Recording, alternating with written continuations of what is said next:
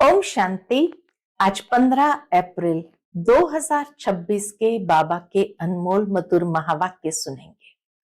आज की मुरली में बाबा ने विशेष 3 पुरुषार्थ बताए हैं।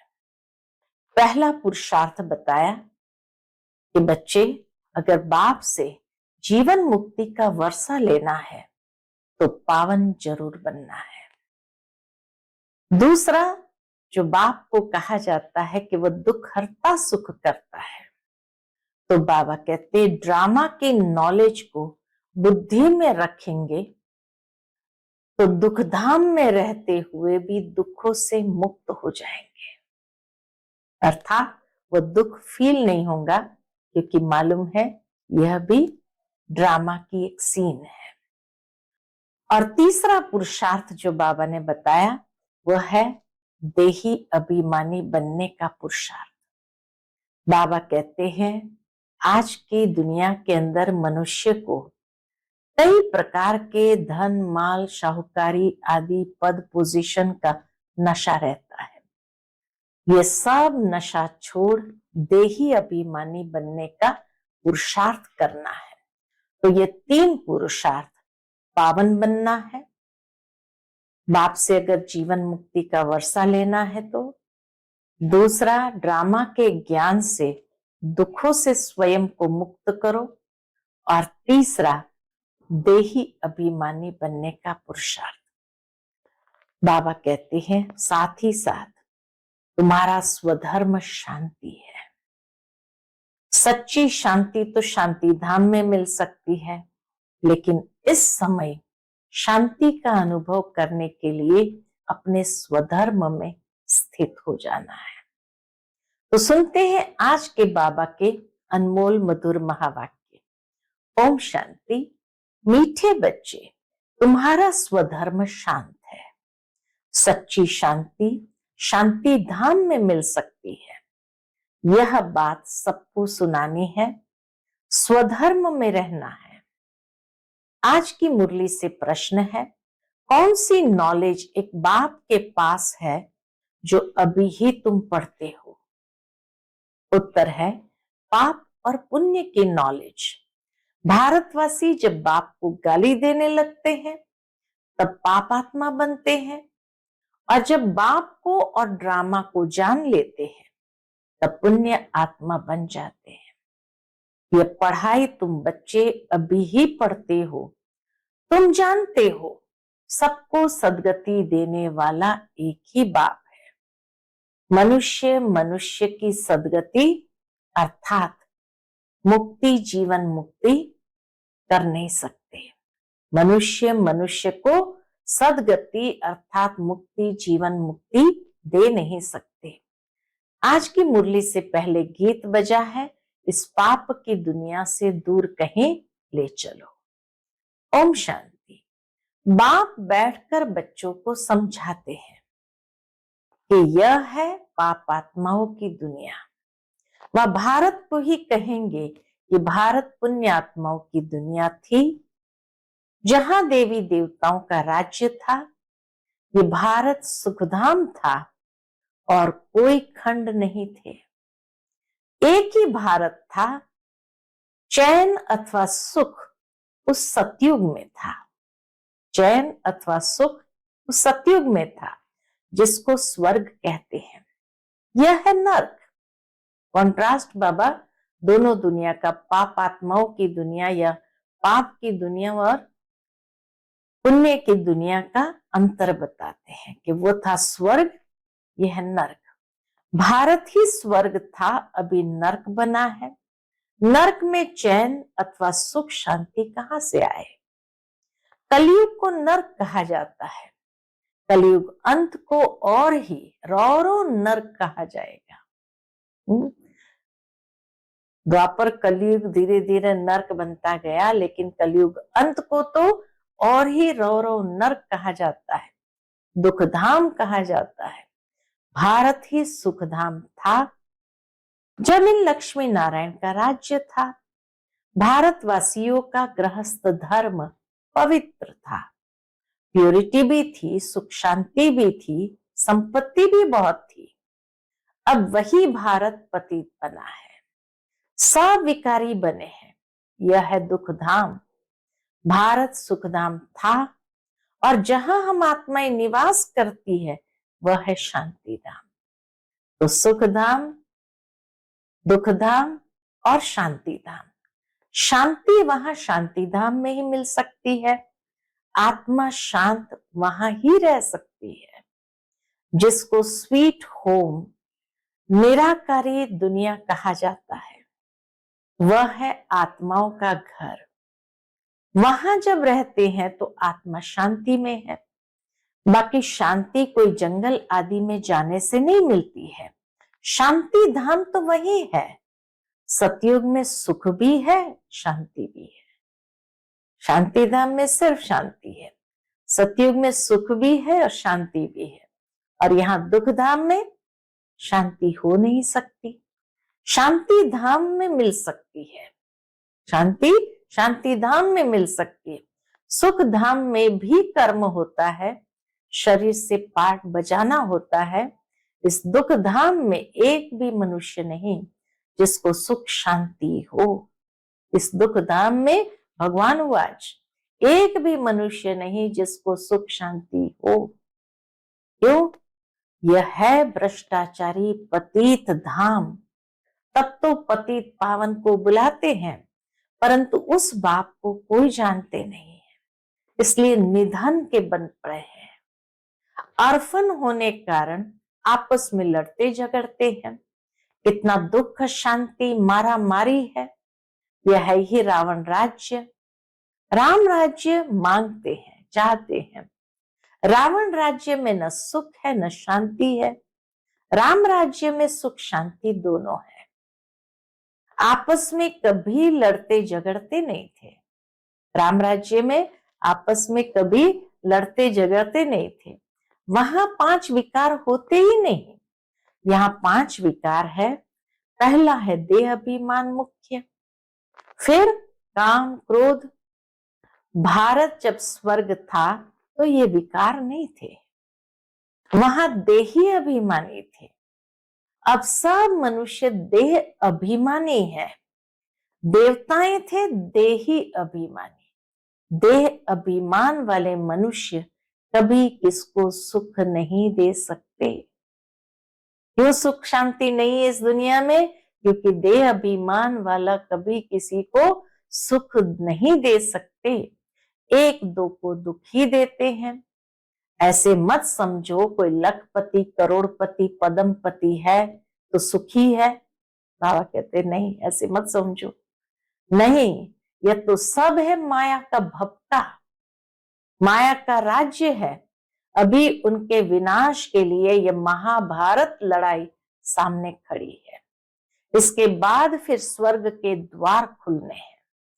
आधा कल के बाद फिर नरक के द्वार खुलते हैं। द्वापर से फिर नरक के द्वार खुलते हैं। यह बातें कोई शास्त्र में नहीं है। स्वर्ग के द्वार कब खुलते, नरक के द्वार कब खुलते, यह बातें कोई शास्त्र में नहीं है। भारतवासी कहते हैं जब भक्ति करेंगे तो भगवान मिलेगा। बाबा कहते हैं जब भक्ति करते करते बिल्कुल नीचे आ जाते हैं तब मुझे आना पड़ता है स्वर्ग की स्थापना करने, अर्थात भारत को स्वर्ग बनाने। भारत जो स्वर्ग था वह नरक कैसे बना? रावण ने बनाया। गीता के भगवान से तुमको राज्य मिला, 21 जन्म स्वर्ग में राज्य किया, फिर भारत द्वापर से कलयुग में आ गया, अर्थात उतरती कला हो गई। इसलिए सब पुकारते रहते हैं, हे पतित पावन आओ। पतित मनुष्य को सुख शांति पतित दुनिया में मिल ही नहीं सकती है। पतित मनुष्य को सुख शांति पतित दुनिया में मिल ही नहीं सकती। इतना दुख उठाते हैं। आज पैसा चोरी हुआ, आज देवाला मारा, आज रोगी हुए, दुख ही दुख है ना। अभी तुम सुख शांति का वर्षा पाने का पुरुषार्थ कर रहे हो, बाप से स्वर्ग का वर्षा लेने का पुरुषार्थ कर रहे हो। सदा सुखी बनाने वाला एक ही बाप है। सदा दुखी बनाने वाला है रावण। यह बातें भारतवासी नहीं जानते हैं। दुश्मन है रावण, ये कहते रहते हैं, मारते भी है, जलाते भी है, लेकिन जानते नहीं कैसे दुश्मन है, कैसे यही हमें दुखी बनाने वाला है, इसलिए दुश्मन है। सतयुग में दुख की बात होती नहीं, कभी रोना नहीं पड़ता, सदैव सुखी सुख है। वहां देह अभिमान अथवा काम क्रोध आदि होते नहीं। कहा? सतयुग में। जब तक 5 विकारों का दान न दे तब तक दुख का ग्रहण छूट नहीं सकता। कहते हैं ना, दे दान तो छूटे ग्रहण। इस समय सारे भारत को 5 विकारों का ग्रहण लगा हुआ है। जब तक ये 5 विकारों का दान न दे तब तक 16 कला संपूर्ण देवता बन न सके। बाप सर्व का सदगति दाता है। कहते हैं गुरु बिगर गति नहीं, परंतु गति का भी अर्थ समझते नहीं। मनुष्य की गति सदगति माना मुक्ति जीवन मुक्ति। मनुष्य की गति सदगति माना मुक्ति जीवन मुक्ति, सो तो बाप ही दे सकते हैं। इस समय सर्व की सदगति होनी है। दिल्ली को कहते हैं न्यू दिल्ली, पुरानी दिल्ली, परंतु अब न्यू तो है नहीं। न्यू वर्ल्ड में न्यू दिल्ली होती है, ओल्ड वर्ल्ड में ओल्ड दिल्ली होती है। बरोबर जमुना का कंठा था, दिल्ली परिस्तान थी, सतयुग था ना। देवी देवताओं राज्य करते थे। अभी तो पुरानी दुनिया में पुरानी दिल्ली है, नई दुनिया में तो इन लक्ष्मी नारायण का राज्य था। भारतवासी ये भूल गए हैं। नया भारत नई दिल्ली थी तो उनका राज्य था, और कोई खंड नहीं था। ये कोई भी नहीं जानते कि सतयुग में और कोई खंड नहीं था, एक ही दुनिया थी भारत। गवर्नमेंट ये पढ़ाती नहीं है, जानते हैं कि यह तो अधूरी हिस्ट्री है। अधूरी हिस्ट्री जब उनको पूरा मालूम ही नहीं तो कैसे पढ़ाएंगे। जब से इस्लामी बौद्ध आए, लक्ष्मी नारायण के राज्य का कोई को पता नहीं है। ये बाप ही बैठ समझाते हैं कि सारी सृष्टि का चक्र कैसे फिरता है। जब भारत स्वर्ग था तो गोल्डन एज था, अब वही भारत देखो क्या बन गया है। फिर भारत को हीरे जैसा कौन बनाए। बाप कहते हैं जब तुम बहुत पाप आत्मा बन जाते हो तब मैं आता हूं पुण्य आत्मा बनाने। ये ड्रामा बना हुआ है जिसको कोई भी नहीं जानते। ये नॉलेज सिवाय बाप के कोई दे ना सके। नॉलेजफुल बाप ही है, वह आकर पढ़ाते हैं। मनुष्य मनुष्य को कभी सदगति दे नहीं सकते। जब देवी देवता थे तो सब एक दो को सुख देते थे, कोई भी बीमार रोगी नहीं होते थे। यहाँ तो सब रोगी है, दुखधाम में तो सब रोगी है। अब बाप आए हैं फिर से स्वर्ग बनाने। बाप स्वर्ग बनाते, रावण नर्क बनाते हैं। यह खेल है जिसको कोई भी नहीं जानते। शास्त्र का ज्ञान है फिलॉसफी, भक्ति मार्ग, वह कोई सदगति मार्ग नहीं है।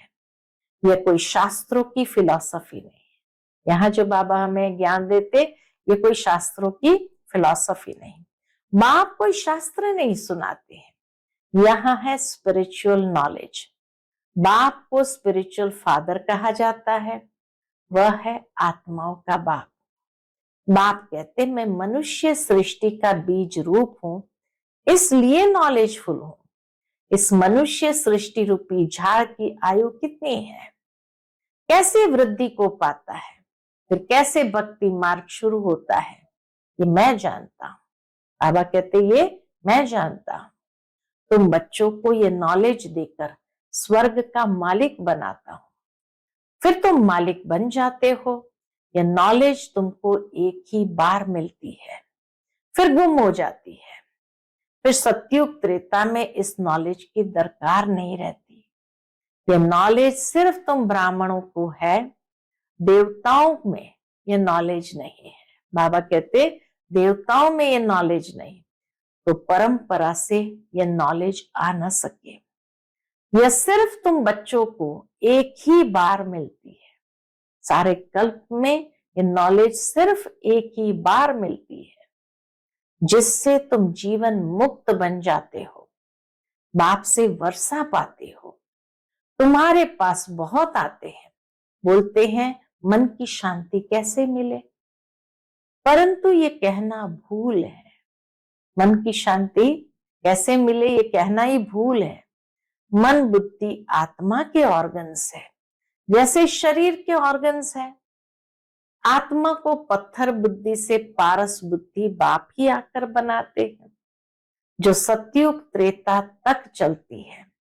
फिर पत्थर बुद्धि बन पड़ते हैं। अभी फिर तुम पत्थर बुद्धि से पारस बुद्धि बनते हो। तुम्हारी पारस बुद्धि जो थी उसमें खाद मिलती गई है।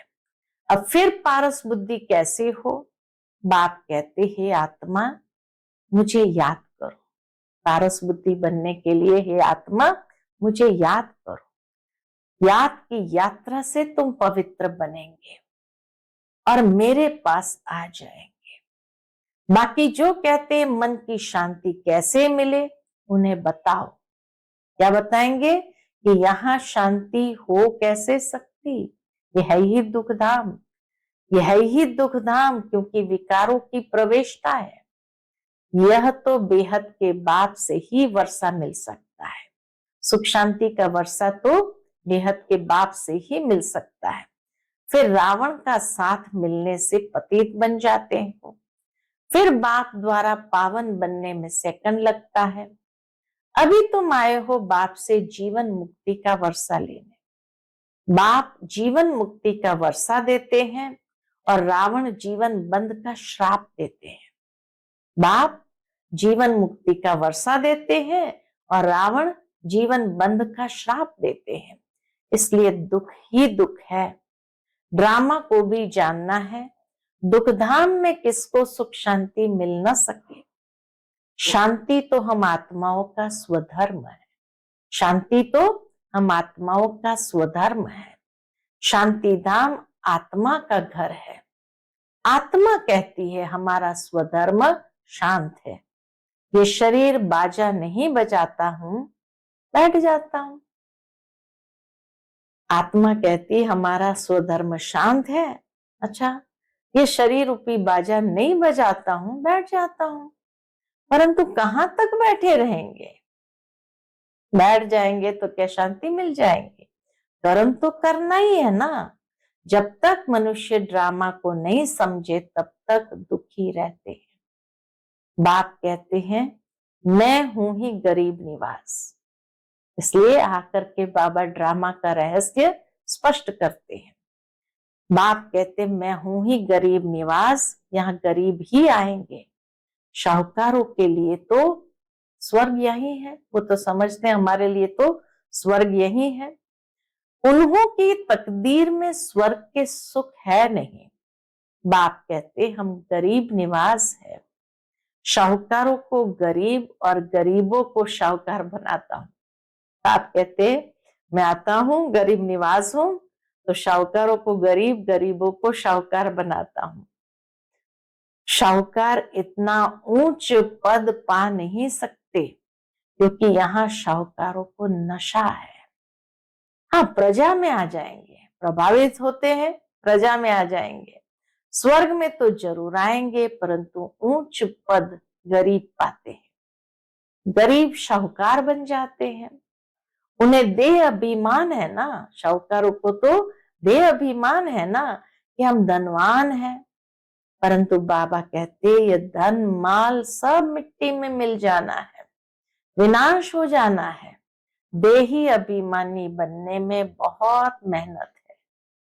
इस समय सब देह अभिमानी है।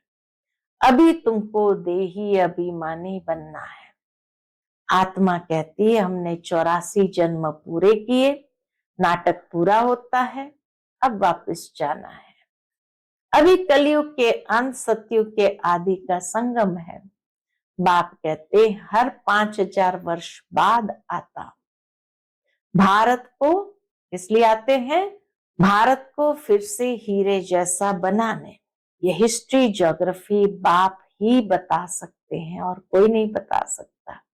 तो आज की सारी मूल्य हमने सुनी, कॉन्ट्रास्ट, एक तरफ स्वर्ग, एक तरफ नर्क, एक तरफ सुखधाम, एक तरफ दुखधाम, एक तरफ शाहूकार और दूसरी ओर कैसे हीरे जैसा जन्म वाले। और किस तरह से बाबा कहे देह अभिमान देही अभिमानी, हर एक बात को बाबा ने बहुत क्लियर कॉन्ट्रास्ट में समझाई। अच्छा, मीठे मीठे सिक्के लदे बच्चों प्रति माता पिता बाप दादा का याद प्यार और गुड मॉर्निंग। रूहानी बाप की रूहानी बच्चों को नमस्ते। हम सब रूहानी बच्चों की रूहानी माता पिता बाप दादा को याद प्यार, गुड मॉर्निंग और नमस्ते। नमस्ते, शुक्रिया बाबा, शुक्रिया। आज की मुरली से धारणा के लिए मुख्य सार है। पहली पॉइंट, बाप से जीवन मुक्ति का वर्षा लेने के लिए पावन जरूर बनना है।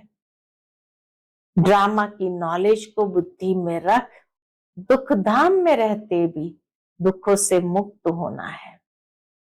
दूसरी पॉइंट, धन माल व शाहूकारी का नशा छोड़ देही अभिमानी रहने का पुरुषार्थ करना है। आज का बाप दादा का मधुर वरदान हम बच्चों के प्रति है।